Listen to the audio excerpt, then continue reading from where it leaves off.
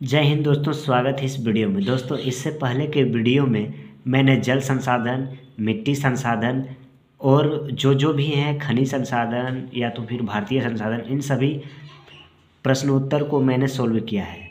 आज हम वन एवं वन प्राणी संसाधन के सभी प्रश्न उत्तर को देखने वाले हैं। ठीक है, यदि आपने इन सभी वीडियो को नहीं देखा है तो आप हमारे चैनल के प्लेलिस्ट में जाकर इन सभी वीडियो को देख सकते हैं।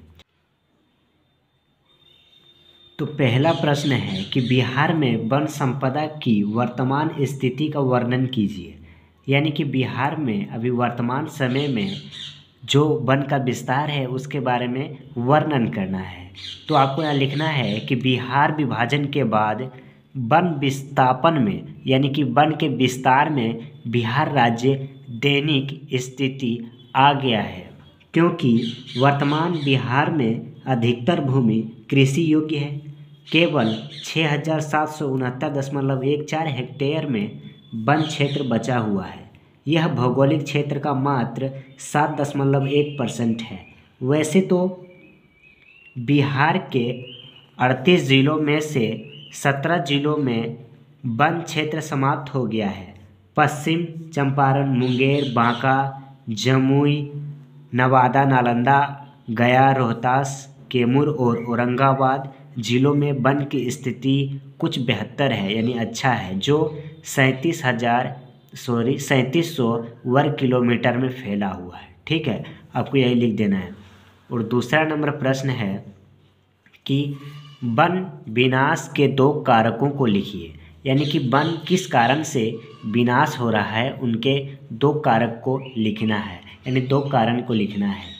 वन प्राकृतिक प्रदत्त यानी कि प्राकृतिक द्वारा दिया हुआ एक अमूल्य संसाधन है। भूगोल वेताओं के अनुसार, यानी कि भूगोल के जो वैज्ञानिक हैं, जो उनके जानकार हैं, उनके अनुसार वन में पाए जाने वाले विभिन्न प्रकार के पेड़ पौधे आजीवन हमें कुछ न कुछ देते ही रहते हैं, परंतु मानव ने अपनी लालच और लिप्सा की पुनः पूर्ति हेतु इस प्राकृतिक उपहार का दुरुपयोग किया है।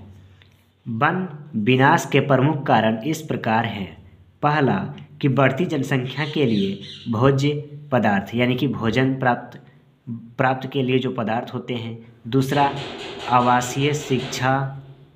दूसरा कारण ये हो सकते हैं कि यातायात के साधन और इलेक्ट्रॉनिक्स युग में सड़कों का जाल, रेलवे ट्रैक बनाने भी परम आवश्यक है। अतः इसके नवनिर्माण के लिए वनों की सफाई कर दी जाती है।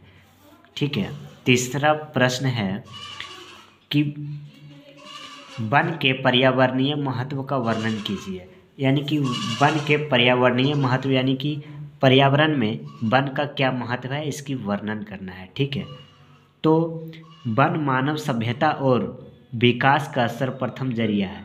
यानी कि मानव की सभ्यताओं के विकास के लिए वन तो सर्वप्रथम जरिया है, यानी कि आवश्यक है।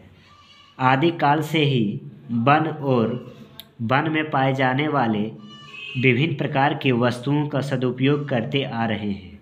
वर्तमान समय में इसका महत्व और भी बढ़ जाता है, चूँकि वन न केवल वर्षा के लिए आवश्यक है, बल्कि जलवायु नियंत्रण, आहार श्रृंखला, ईंधन, फर्नीचर आदि जैसे जीवन उपयोगी कार्यों में सहायक होते हैं।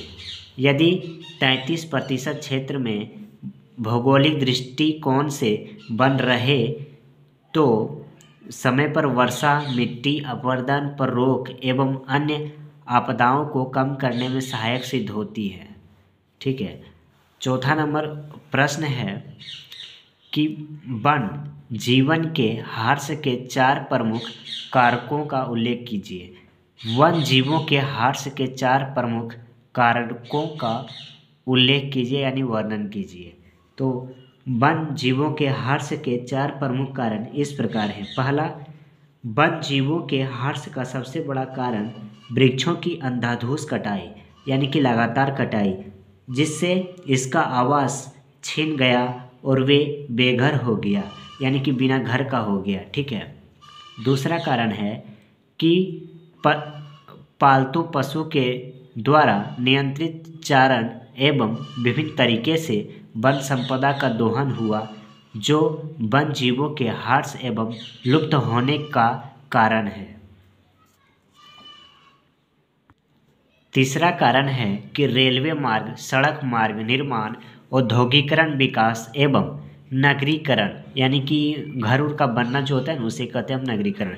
नगरीकरण के कारण वन जीवों का ह्रास हुआ, ठीक है। और चौथा कारण है कि वन जीवों के शिकार और इसके व्यापार से भी वन जीवों का ह्रास तेजी से हुई है, ठीक है।